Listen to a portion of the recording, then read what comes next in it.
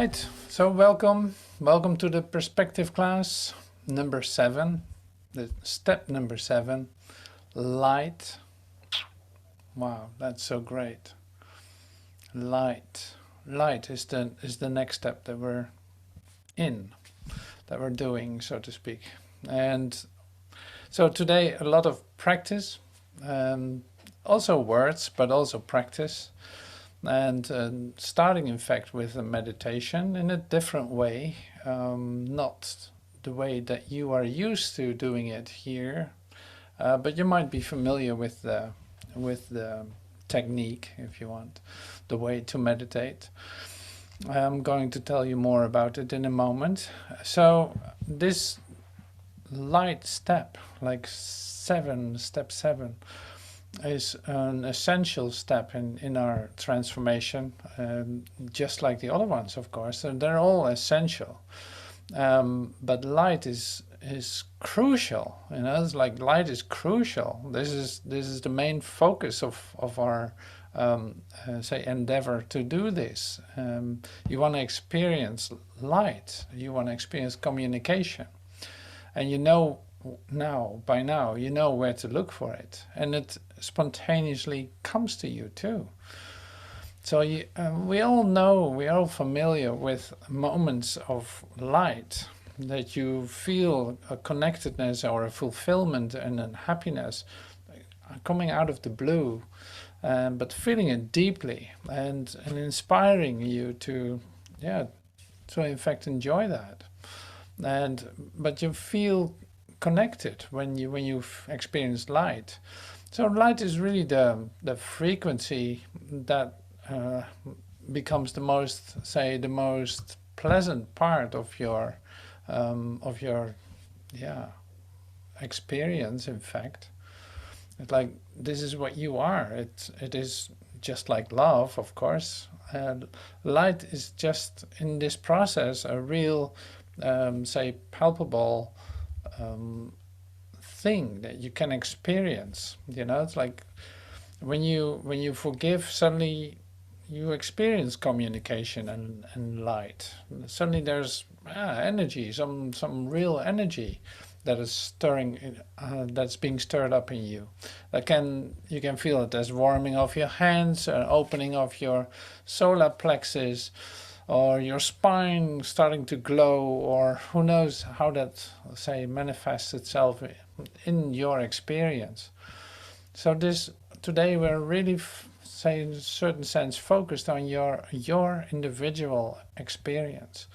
And light is crucial, like I said. Light is pretty amazing to see that there's really something that doesn't happen in your human way of living. It is a frequency that suddenly manifests itself in your awareness, and you want more of it. It has a magnetic kind of attraction to you. But then you're afraid of losing it, and then it doesn't seem to work anymore, or you don't experience it, and it's like, where did it go? Well, all these things we look at today, it's like we stay with a certain practice, and so we start with that right now, and that is first becoming still, doing a meditation. But like I said, we do it a little different, because in fact this was the first sentence I put up on the invitation for the perspective seminar, which is like, when my eye is single, my whole body is full of light. And so light is something that is really connected to your physicality, and your willingness to open up for it immediately is responded. Like if you allow yourself space in your mind, it's going to be filled with light immediately. It's like spirit jumps in the space that is between your thoughts, and there's the light. So these are just words I use. So maybe you don't recognize the experience right away when I say this, but it doesn't matter, because the practice of today is something very, very, very easy. Everyone can do it, and it is really beautiful.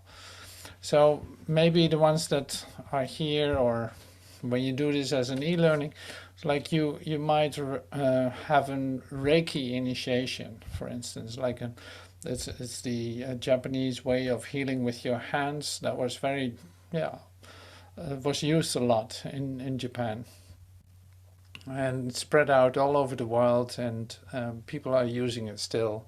I don't know if that's in your neck of the woods too, but at least here in Holland it's still being used. And so I got this initiation too. But that's not really what this is about. At a certain point, we only do the meditation that you learn when you do the practice of Reiki.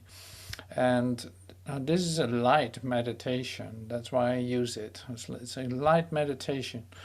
And so the things that might happen to you is that you suddenly feel your hands warming up, or your spine, or your solar plexus, just like I said before. It really doesn't matter what the experience is. It is just for you to say, become aware of it, what is actually happening when you do this. And it is a great way to open up your hands for light.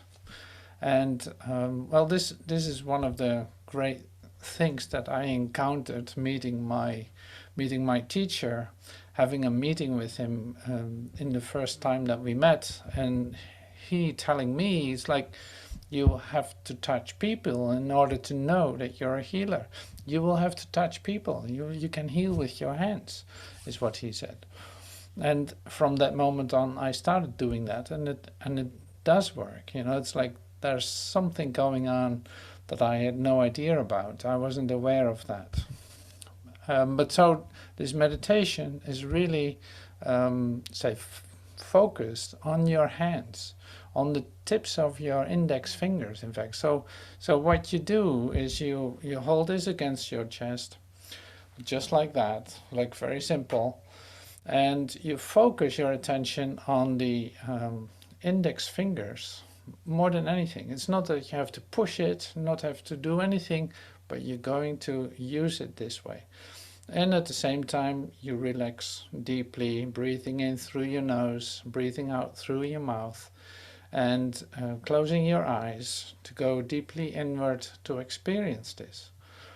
And this takes about 10 minutes. So what I'm going to do now is play a song that was specially designed for this meditation by a friend of mine.